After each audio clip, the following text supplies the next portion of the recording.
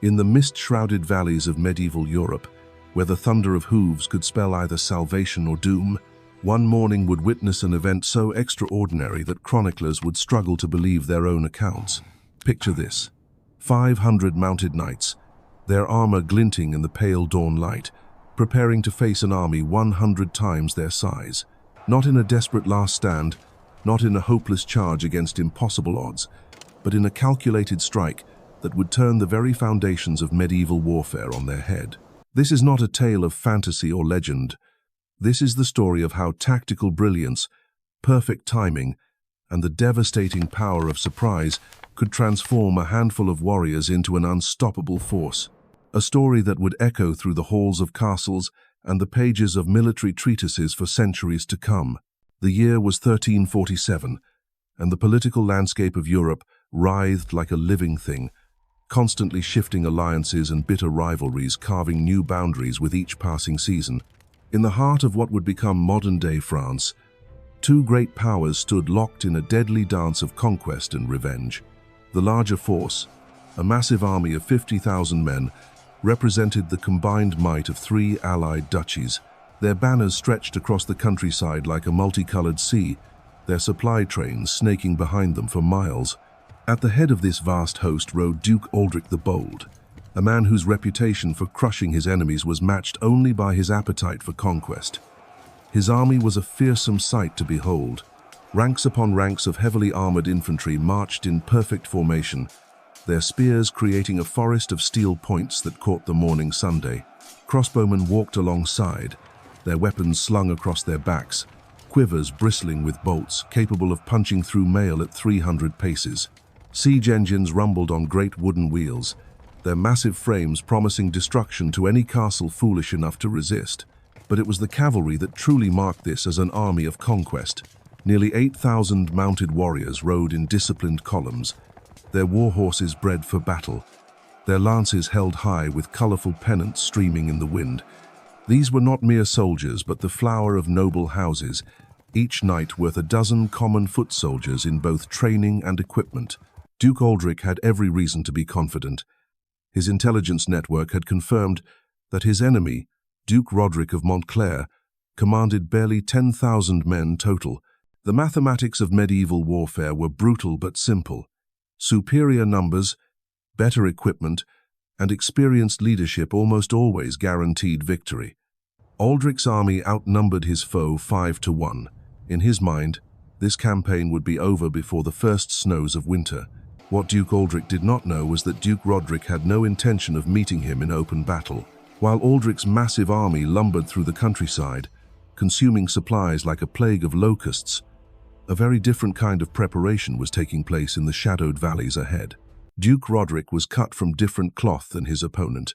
Where Aldric relied on overwhelming force, Roderick was a student of subtlety. He understood that in warfare, as in hunting, the patient predator often brings down prey many times its size. His war council had studied every map, every path, every stream and ridge for 50 miles in every direction. They knew this land as intimately as a lover knows their beloved's face. The plan that emerged from those long nights of planning was audacious beyond measure. Roderick would not hide behind castle walls or retreat to more favorable ground. Instead, he would do something that violated every principle of medieval military doctrine. He would attack. But this would not be a conventional assault. Roderick had handpicked 500 of his finest knights, men whose skill in the saddle was matched only by their absolute loyalty to their duke. These were not young hot-bloods seeking glory, but seasoned veterans who understood that this mission would likely be their last. Each had been chosen not just for his prowess with sword and lance, but for his ability to follow orders without question, to maintain perfect silence when silence meant life or death. The weapons these knights carried had been selected with meticulous care. Their lances were not the tournament weapons of courtly competition, but war lances, shorter and heavier, designed to punch through armor and shatter bone. Their swords were battle-tested blades, many of them family heirlooms that had tasted blood in a dozen campaigns. But perhaps most importantly, each knight carried a crossbow, a weapon that many nobles still considered beneath their station, but whose effectiveness against armor could not be denied. The horses, too, were special. These were not the massive destriers of ceremonial processions, but smaller, more agile coursers bred for speed and endurance. They had been trained to respond to the slightest pressure from knee or heel, to wheel and charge on command, to remain steady in the chaos of battle. Each animal represented years of careful breeding and training, a fortune in horseflesh that Roderick was prepared to gamble on a single throw of the dice. For 3 days, as Duke Aldric's army advanced through the rolling countryside, these 500 knights moved like ghosts through the landscape. They traveled only at night, their horses' hooves wrapped in cloth to muffle sound. During the day, they sheltered in hidden valleys and abandoned barns, their scouts keeping constant watch on the enemy's progress. The location Roderick had chosen for his ambush was a stroke of tactical genius.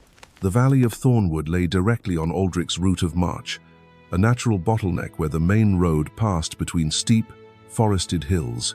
For most of the year, it was simply another stretch of countryside, unremarkable except for the small stream that ran alongside the road. But Roderick and his war council had identified something that would prove crucial. The morning mists that rose from the water would provide perfect cover for an attacking force positioned on the surrounding slopes. On the evening before the ambush, as Duke Aldric's army made camp just 5 miles away, Roderick's knights took their positions. Moving with the silence of practiced hunters, they climbed the wooded hills that overlooked the valley. Each group of 50 knights was assigned a specific section of the slope, their positions carefully calculated to create overlapping fields of fire when the moment came to strike. The night seemed endless. Knights crouched in the cold darkness, checking and rechecking their equipment. Bowstrings were waxed, armor straps tightened, weapons' edges tested with careful thumbs. Some men prayed quietly, their lips moving in the ancient words that had comforted warriors since time immemorial. Others simply waited, their eyes fixed on the road below where destiny would soon unfold. As the first pale light of dawn crept across the sky, the morning mist began to rise from the stream, just as Roderick had predicted. It rolled up the hillsides like a living thing, wrapping the hidden knights in a grey shroud that would make them invisible to the army now stirring in its distant camp. The trap was set. All that remained was for Duke Aldric to march his 50,000 men into the jaws of death. From his position high on the eastern slope, Duke Roderick raised his hand in the ancient signal his knights had been waiting for.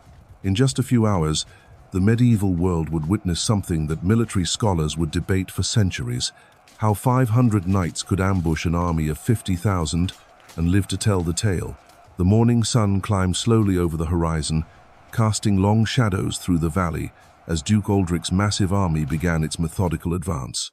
The sound was overwhelming, a symphony of war that echoed off the hillsides. 50,000 pairs of boots struck the earth in rhythm, creating a thunder that seemed to shake the very foundations of the world. The jingle of mail, the creak of leather, the snorting of horses, and the rumble of wagon wheels combined into a cacophony that announced their approach from miles away. Duke Aldric rode at the head of his column, resplendent in polished plate armor that caught the morning light like a mirror. His great warhorse, a massive destrier worth more than most men would earn in a lifetime, stepped proudly beneath him. Behind the Duke, his banners snapped in the breeze, the golden lion of his house roaring silently against a field of deep blue. This was power made manifest, the accumulated might of 3 duchies moving as one inexorable force. The vanguard entered the Valley of Thornwood, just as the morning mist reached its thickest. Visibility dropped to mere yards, transforming the familiar road into an alien landscape of grey shadows and muffled sounds. The lead scouts, experienced men who had ridden these paths for decades, pressed forward cautiously. Something felt wrong, though they could not put their finger on what exactly troubled them. The birds had fallen silent. Even the usual rustle of small animals in the underbrush had ceased. High above on the forested slopes, 500 knights waited with the patience of hunting cats. Each man controlled his breathing, forcing his heart to slow despite the adrenaline coursing through his veins. Their horses, trained for this moment, stood like statues, ears pricked forward but making no sound. The mist swirled around them, providing perfect concealment, while allowing glimpses of the massive army flowing through the valley below. Duke Roderick crouched behind a fallen oak, his hand resting on the hilt of his sword. Through the grey veil, he could make out the shapes of enemy soldiers, rank upon rank of them stretching back as far as the eye could see. The sight would have terrified most commanders, but Roderick felt only a cold satisfaction. Everything was proceeding exactly as planned. The key to the ambush lay not just in surprise, but in timing. Roderick had studied the movements of large armies, understanding that their very size made them vulnerable in ways that smaller forces were not. A massive host like Aldric's could not simply stop and turn around when threatened. The momentum of 50,000 men and their supply trains created a kind of military inertia that could be exploited by those clever enough to recognize it. As more of the enemy column entered the valley, Roderick's knights began their final preparations. Crossbows were loaded with steel-tipped bolts designed to punch through mail and leather. Lances were lowered to the attack position, their points gleaming despite the mist. Swords loosened in their scabbards, ready to be drawn at a moment's notice. Each knight checked the position of his assigned target among the enemy ranks below. The beauty of the ambush plan lay in its simplicity. The 500 knights were divided into 10 groups of 50, each positioned at carefully calculated intervals along the valley slopes. When Roderick gave the signal, they would not charge as a single mass, but would strike in a coordinated series of attacks designed to create maximum chaos and confusion. The first wave would target the enemy's command structure, focusing on the banners and mounted officers who directed the massive army's movements. Without clear leadership, 50,000 men would become nothing more than a mob, dangerous but unfocused. The second wave would strike at the cavalry, using their crossbows to bring down horses and riders before they could organize a response. The final waves would hit the infantry formations, breaking their lines and scattering them into the mist, where individual combat would favor the superior training and equipment of Roderick's knights. Down in the valley, Duke Aldric raised his gauntleted hand to halt his column. Something about the oppressive silence and thick mist had finally penetrated his confidence. His war-hardened instincts, honed by decades of campaign and battle, were screaming warnings that his rational mind struggled to accept. An army of 50,000 had nothing to fear from any force that Duke Roderick could muster.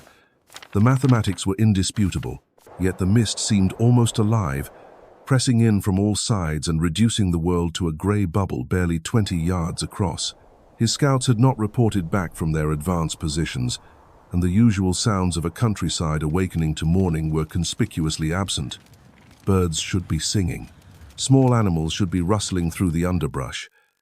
Instead, there was only the labored breathing of men and horses and the soft whisper of mist moving through the trees. Aldric turned in his saddle, peering back at the endless column of his army.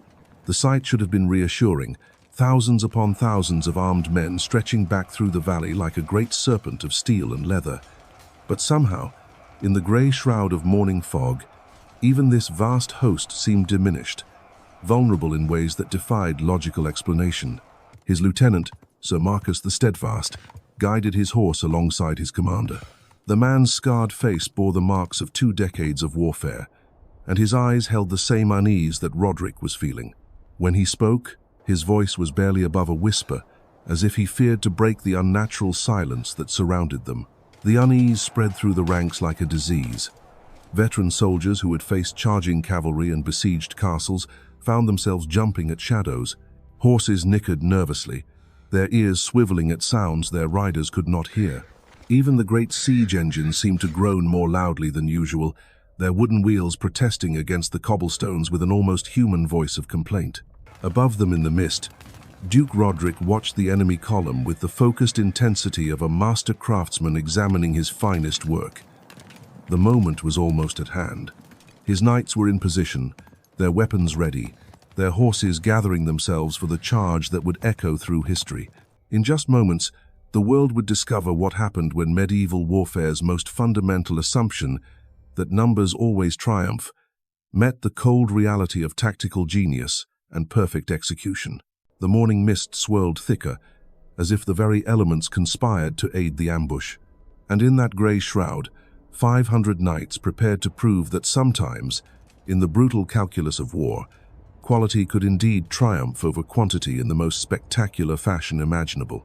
The signal came not as a trumpet blast or war cry, but as a simple gesture, Duke Roderick raised his sword toward the grey sky, the blade catching what little light filtered through the mist. Along the slopes, 500 pairs of eyes saw that gleaming steel, and 500 hearts began to pound with the rhythm of impending battle. The first volley of crossbow bolts hissed through the morning air like deadly rain. Steel points found their marks with devastating precision, punching through mail shirts and leather jerkins as if they were made of parchment. Duke Aldric's bannermen, those proud nobles who rode at the front of the column displaying their heraldry, suddenly found themselves under attack from an enemy they could not see. Sir Geoffrey de Montfort, bearer of the Golden Lion standard, felt the crossbow bolt take him in the chest before he heard the sound of its release. The impact lifted him from his saddle, his banner toppling into the mud as his warhorse reared in panic. Around him, other officers suffered the same fate, their voices crying out in shock and pain as the invisible enemy struck with surgical precision. The effect on the massive army was immediate and catastrophic.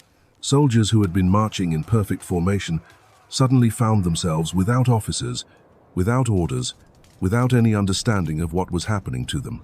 The mist that had seemed merely inconvenient moments before now became a terrifying enemy in itself, hiding attackers who struck like ghosts and vanished just as quickly. Duke Aldric wheeled his destrier in a circle, his voice roaring commands that seemed to be swallowed by the grey shroud around him. But his words carried no further than a few yards. Lost in the chaos that was erupting throughout his column, men were shouting contradictory orders, horses were screaming as more bolts found their marks, and the tight discipline that had held 50,000 soldiers in formation began to dissolve like morning frost. The second wave of the ambush struck before the first had fully registered. From different sections of the slope, another 50 knights sent their bolts flying into the massed cavalry. These were not random shots, but carefully aimed strikes designed to bring down the enemy's mounted arm before it could organize a response. War horses crashed to the ground, their riders trapped beneath their weight or thrown clear to land hard on the cobblestones. Sir Marcus the Steadfast tried to rally his men, standing in his stirrups and waving his sword toward the hillsides where the attacks were coming from. His voice, trained by years of battlefield command, cut through the chaos like a blade. For a moment, it seemed as though his experience and authority might restore order to the confusion. Then a crossbow bolt took him in the throat, and his words dissolved into a gurgle of blood. Now came the moment that Duke Roderick had planned for months. As the enemy reeled from the crossbow volleys, as their command structure crumbled and their formations began to break apart, he gave the signal for the cavalry charge. His sword swept downward, and 500 knights spurred their horses into motion. The sound was like thunder rolling down from the hills. Hoofbeats pounded against earth and stone, creating a rhythm that seemed to shake the very air. Through the mist came the gleam of lance points, the flash of drawn swords, and the terrible beauty of heavy cavalry in full charge. These were not the massive destriers of tournament combat, but swift coursers bred for exactly this kind of warfare, their lighter frames allowing them to navigate the treacherous slope without losing momentum. Duke Aldric's army, already reeling from the crossbow attacks, now faced something that defied all military logic. Enemy cavalry was charging downhill into their ranks, but where was the rest of the enemy army? Where were the supporting infantry, the archers, the siege engines that should accompany such an assault? The mist hid the truth that these 500 knights were alone, that this impossible charge represented the entirety of Duke Roderick's force. The first impact was devastating.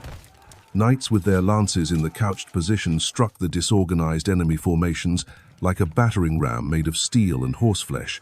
Lance points found gaps in armor, punched through shields, and sent men flying backward into their comrades. The psychological effect was even greater than the physical damage, as soldiers who had never seen an uphill cavalry charge began to believe they were facing supernatural enemies.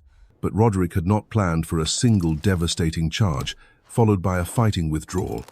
His tactics were far more sophisticated than that. As the first wave of knights crashed into the enemy ranks, they immediately wheeled their horses and rode back up the slope, disappearing into the mist as quickly as they had emerged.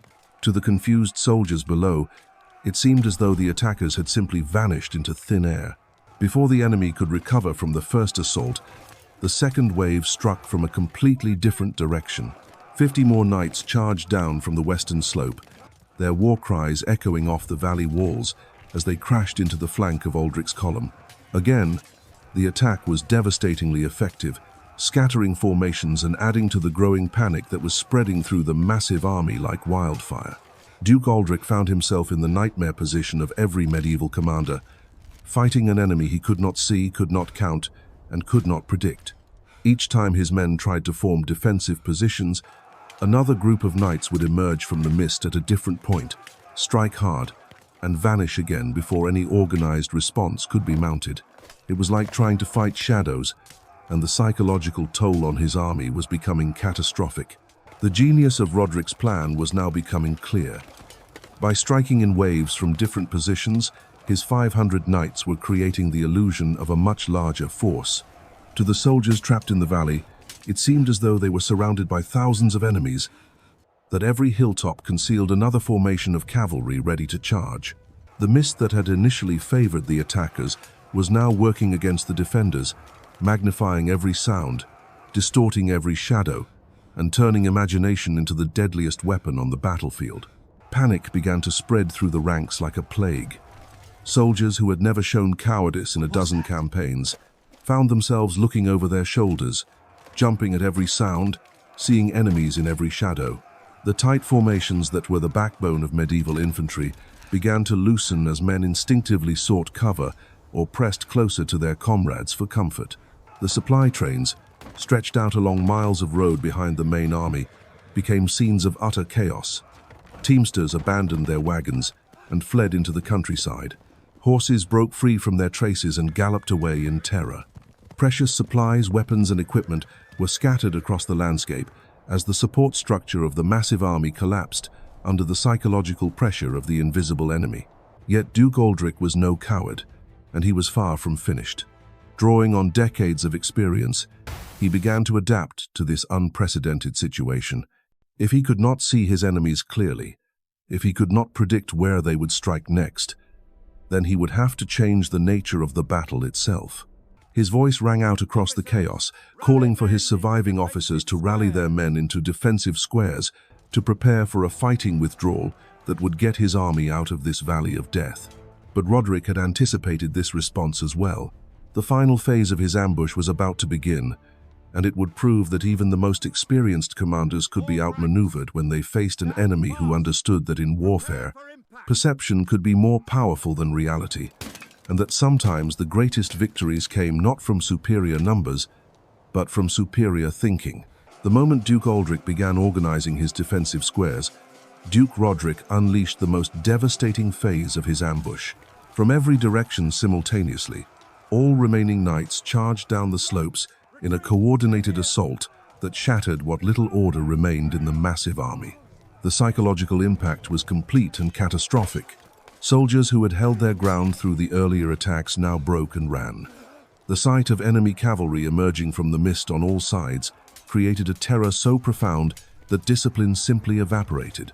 Men threw down their weapons and fled toward the rear of the column, trampling their own comrades in their desperation to escape what seemed like an army of phantoms. The narrow confines of the valley worked against Aldric's forces in ways he had never anticipated. With 50,000 men packed into a space barely wide enough for the road and its immediate surroundings, there was nowhere to maneuver, nowhere to form proper battle lines.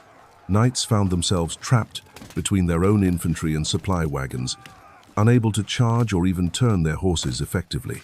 In those few terrible hours at the Valley of Thornwood, Duke Roderick had shattered more than just an army. He had proven that the greatest weapon in medieval warfare was not the strength of steel or the weight of numbers, but the power of the human mind to see beyond conventional wisdom. His 500 knights had achieved something that would be studied by military strategists for centuries. They had turned the very foundations of medieval combat on their head through nothing more than tactical brilliance and perfect execution. The lesson echoes through history even today. Sometimes the impossible becomes inevitable when courage meets cunning, and when leaders dare to rewrite the rules of war itself.